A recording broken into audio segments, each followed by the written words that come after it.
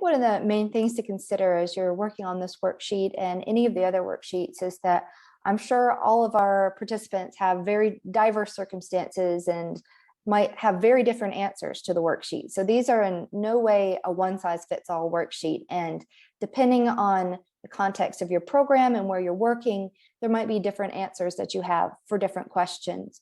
For example, there might be some programs that have a strong emphasis on government stakeholders, and there could be many considerations that you might have different government officers or different governmental departments that you really have to consider that are going to take a strong interest in your program.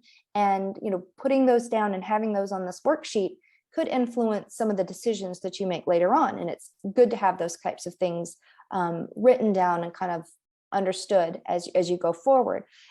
Other programs might have a different set of funders priorities, I think, but for everyone, I think making sure that as you think of stakeholders, you don't just stop at the top, that you go through and think about frontline workers or MLE,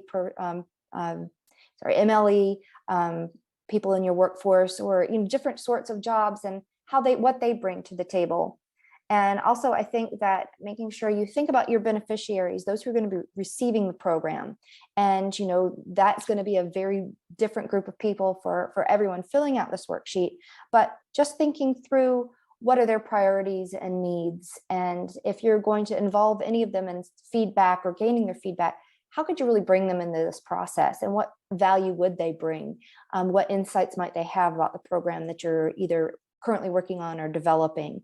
And just making sure that you think broadly as far as you think about your stakeholders and who to kind of include on this list.